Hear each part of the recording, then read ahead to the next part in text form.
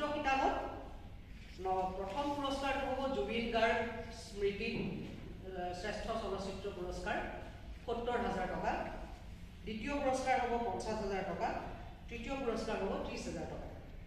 Documentary শিতানত তথ্যচিত্ৰ শিতানত প্ৰথম পুৰস্কাৰ ৬০,০০০ টকা, দ্বিতীয় পুৰস্কাৰ ৪০,০০০ টকা, তৃতীয় পুৰস্কাৰ ৩০,০০০ টকা ২০,০০০ টকা। আৰু চুটি ছবি শিতানত প্ৰথম পুৰস্কাৰ ৫০,০০০ টকা, দ্বিতীয় পুৰস্কাৰ ৩০,০০০ টকা আৰু তৃতীয় পুৰস্কাৰ ২০,০০০ টকা। আৰু অতি চুটি ছবি শিতানত প্ৰথম পুৰস্কাৰ ৩০,০০০ টকা, দ্বিতীয় পুৰস্কাৰ ২০,০০০ টকা আৰু তৃতীয় পুৰস্কাৰ ১০,০০০ টকা। আমি বিভিন্ন পুৰস্কাৰৰ লগতে এইখিনি পুৰস্কাৰ যিকেইখন শ্ৰেষ্ঠ প্ৰথম তিনিখন ছবি নিৰ্বাচিত হ'ব সেইখিনিক আমি এইখিনি নগদ ধনেৰে পুৰস্কৃত কৰিম। আন এটা গুৰুত্বপূৰ্ণ খবৰ হৈছে আমাৰ এই চলচ্চিত্ৰ মহোৎসৱখন তেলেংগানা চৰকাৰৰ ৰাজ্যপালৰ কাৰ্যালয়ৰ সহযোগত আমি তাত অনুষ্ঠিত কৰিবলৈ লৈছোঁ হায়দৰাবাদত। গতিকে মহামহিম ৰাজ্যপাল শ্ৰী জিষ্ণুদেৱ বৰ্মাদেৱে উদ্বোধন কৰিব 10 তাৰিখে। আৰু তাৰপিছত আমাৰ অসম চৰকাৰৰ সাংস্কৃতিক পৰিক্ৰমা বিভাগৰ মাননীয় মন্ত্ৰী মহোদয় শ্ৰী বিমল বৰাদেৱে আমাৰ সামৰণি অনুষ্ঠানত উপস্থিত থাকিব বুলি আমাক জনাইছে।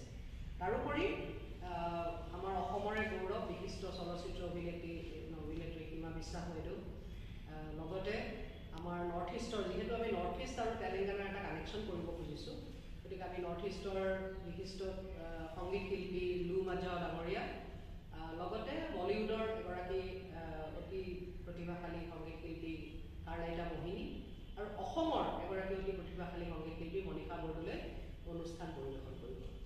তাৰোপৰি আমি এনেকৈ গোটেই বস্তুটো প্লেন কৰিছোঁ যাতে আমাৰ উদ্বোধনী অনুষ্ঠানত এটা অসমীয়া সত্ৰীয়া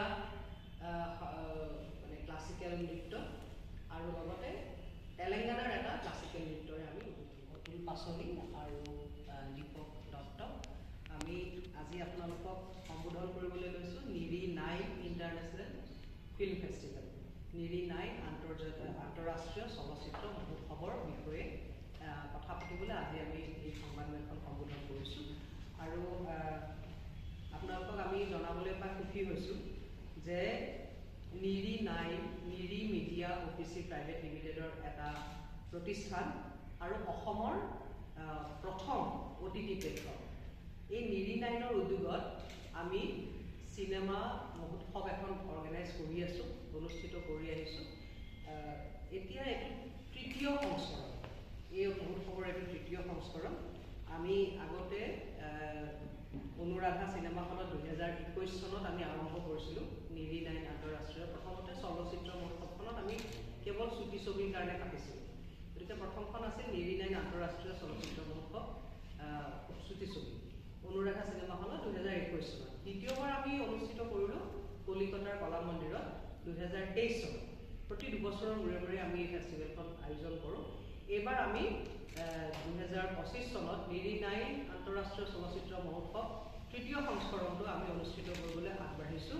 এইবাৰ আমি অনুষ্ঠিত কৰিবলৈ লৈছোঁ হায়দৰাবাদত, তেলেংগানা ৰাজ্যৰ ৰাজধানী হায়দৰাবাদত এই অনুষ্ঠিত হ'ব নিৰি 9 আন্তঃৰাষ্ট্ৰীয় চলচ্চিত্ৰ মহোৎসৱ তৃতীয় সংস্কৰণ অহা 10 আৰু 11 জানুৱাৰী তাৰিখে।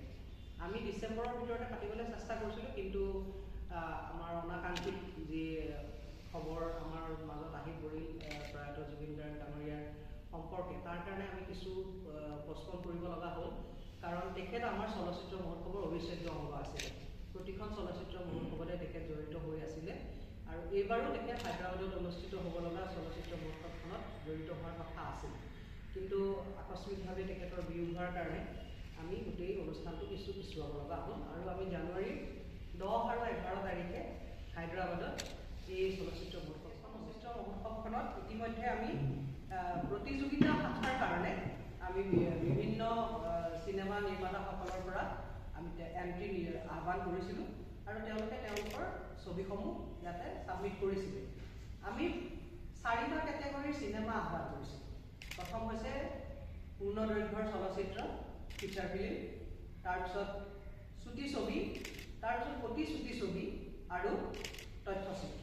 এই 4টা শিতানত আমি তেওঁলোকৰ পৰা ছবিসমূহ আহ্বান কৰিছিলোঁ আৰু ইতিমধ্যে বিভিন্ন প্ৰান্তৰ পৰা ছবিসমূহ প্ৰেৰণ কৰা হৈছিল। মুঠতে আমি 106খন লাভ কৰিছোঁ।